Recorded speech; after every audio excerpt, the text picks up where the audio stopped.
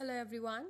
So we're starting with the series of multivariable optimization now. And the first topic in the series is understanding about definiteness of a function and also using the definiteness properties. I'll tell you how we go about finding the local extreme points. So in the earlier video lecture, if you go before my video lecture, you'll find that I taught you what differential is. So if z is a function of x and y, one can find differential of z using this formula. That will be f of x dx plus f of y dy. This is f dash y means partial derivative of f with respect to y, and f dash x is partial derivative of f with respect to x. So this is your total differential dz. Now again, if you take total differential, that will be d square z is equal to differential of f dash x into dx as it is. What is dx? Dx and dy represent some arbitrary constant changes in x and y respectively. So we need not account more changes into them. They'll be acting like constants in this particular differential now. And we also know that f dash x and f dash y are both functions of x and y respectively. Okay, so f dash x is also a function of x and y, so is f dash y. So they both will be getting totally differentiated just using this formula. So we'll have f dash xx into dx plus f double dash xy, that is with respect to y, into dy into, so whole of this into dx. Likewise for differential of f dash y.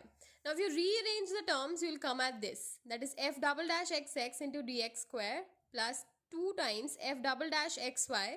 So basically you will be using the property f double dash xy is equal to f double dash yx. They both are the same thing using Young's theorem. So both of these terms will get added and you'll have 2 times f double dash xy into dx dy plus f double dash yy dy square.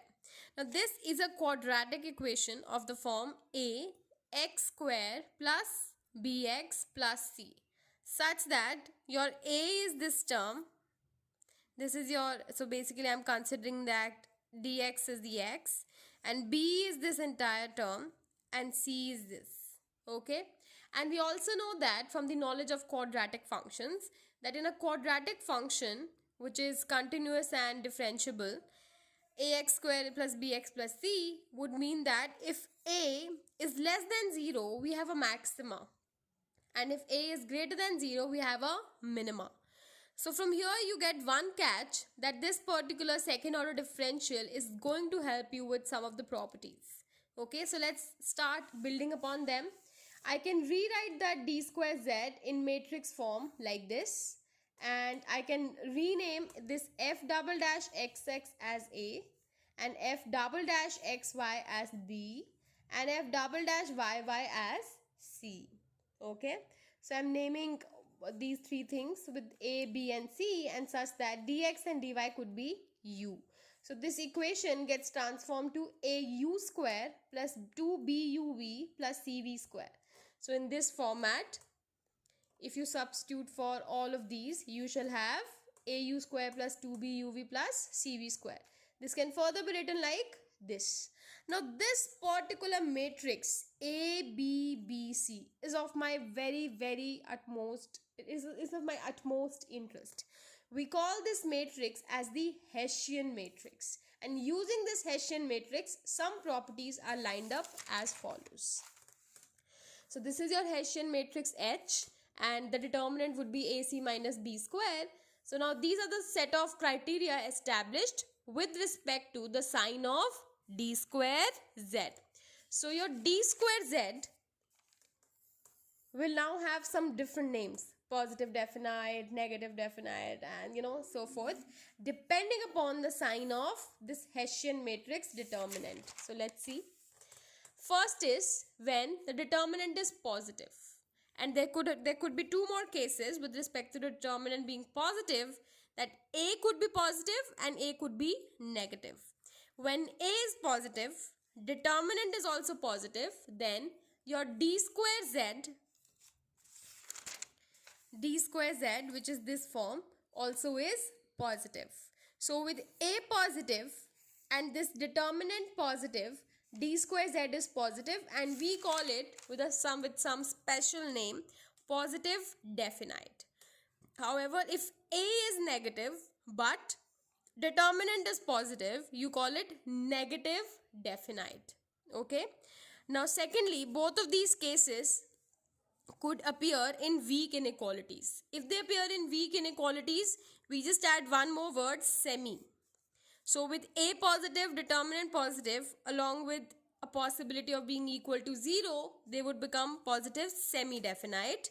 And then A less than equal to 0, but the determinant greater than equal to 0 would be negative semi-definite. So see what the catch is. You make your Hessian matrix where this is fxx, fxy, fyx, fyy. Okay?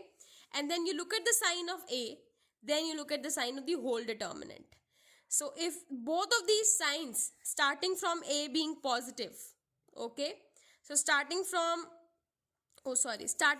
your H, determinant of H being positive, if A alternates, that is A turns out to be negative, you have a negative definite. However, if A also remains positive, you have a positive definite. What I'm trying to say is, in both of the cases, determinant of Hessian should be positive. Only then you can have either of these cases. Then if the sign remains the same, that is positivity is continued, you have a positive definite. However, if it alternates, that is A is negative, you call it negative definite. Now, third case is when this determinant itself is negative. That is determinant of Hessian being less than 0. Then we say that d square z is indefinite. Okay. Now, this particular result of definiteness coupled with the information as I read now, that when A is less than 0, we have a maxima in the quadratic equation ax square plus bx plus c, and if A is greater than 0, we have a minima. Now, using this information and the definiteness information just established, we have some very interesting properties with respect to local extreme points.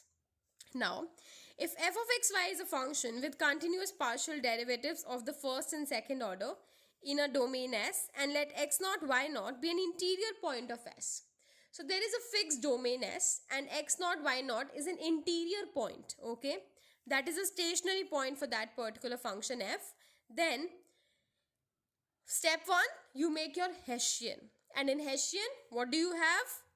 A, f double dash xx, B, f double dash xy, and C, f double dash yy. So, your Hessian is A, B, B, C. Okay? Once you have made your Hessian, now I'll use these properties and, and tell you some interesting results.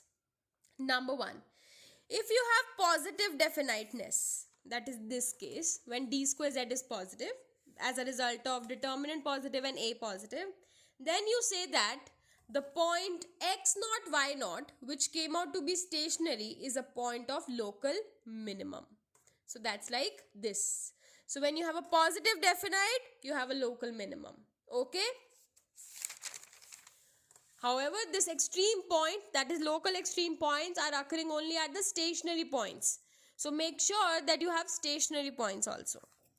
Second, if you have negative definite, that is A is less than 0. Now again I'm using that information. Mind it.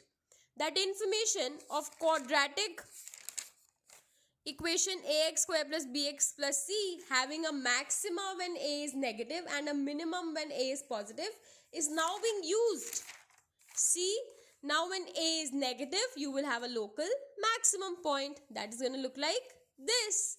Likewise, if your determinant is negative, that is you have indefiniteness.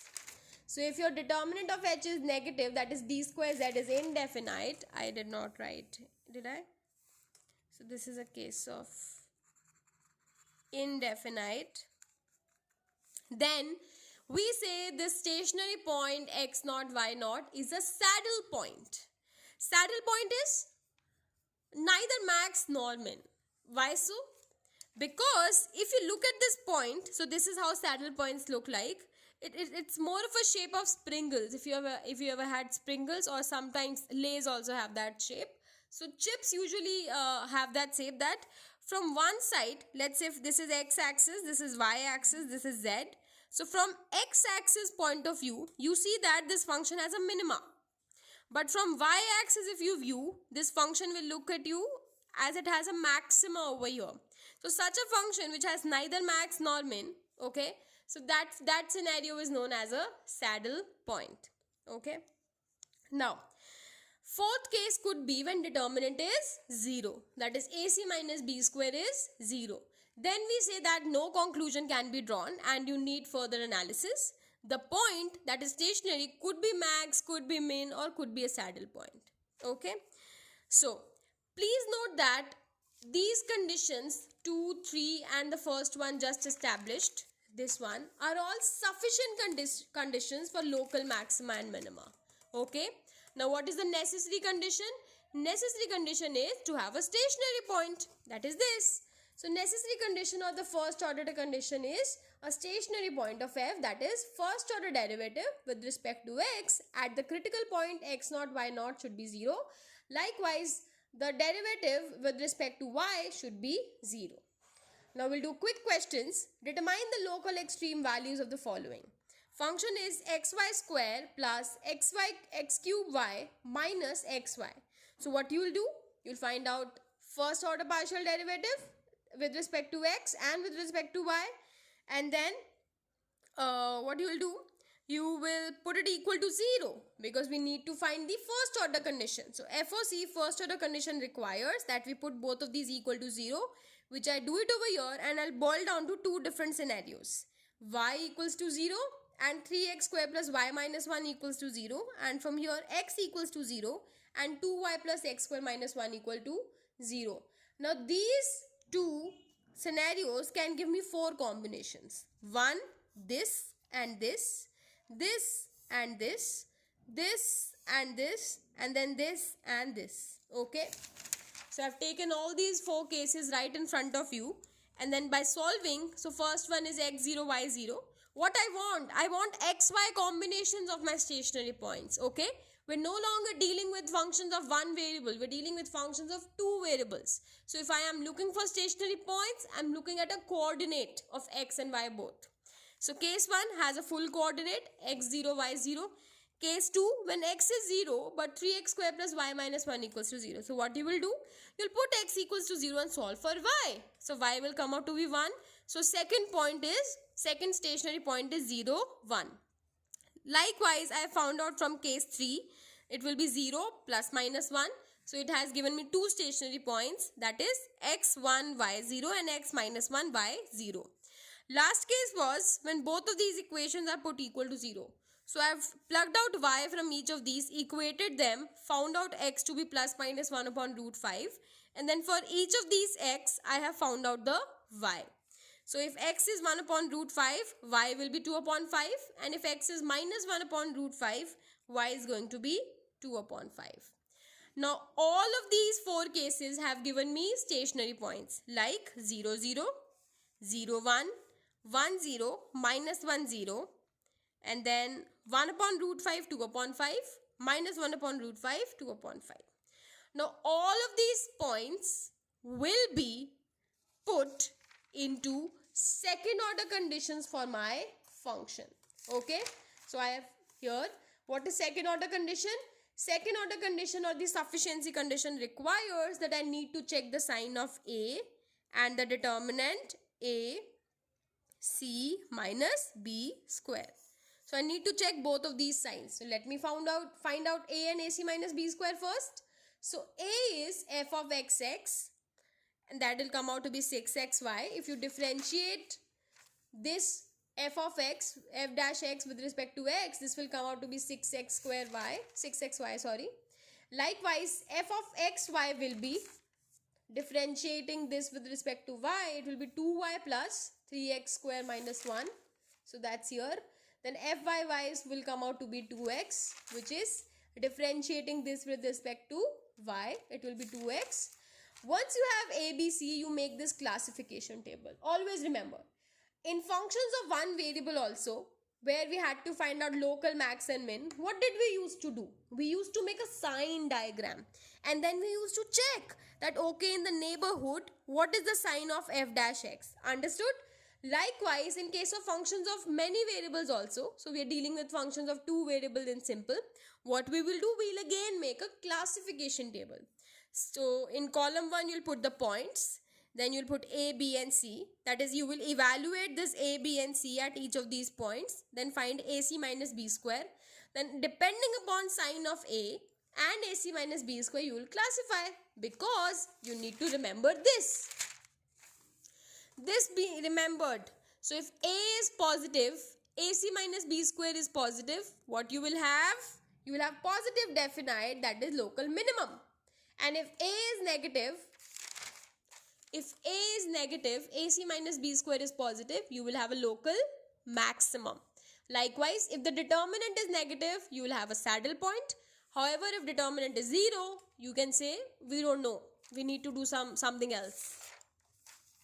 So it's here, my classification table is right in front of you. If you see AC minus B square, wherever it has come out to be negative, write saddle points straight away. So once you have written saddle point, and wherever AC minus B square were positive, you check the sign of A. If A's positivity has continued, that is A is also positive, you have a positive definite, that means you have a local min. Then if A is negative, then you have negative definite, that is local max. So that was a good question on understanding about local maxima and local minima. Thank you for watching the video.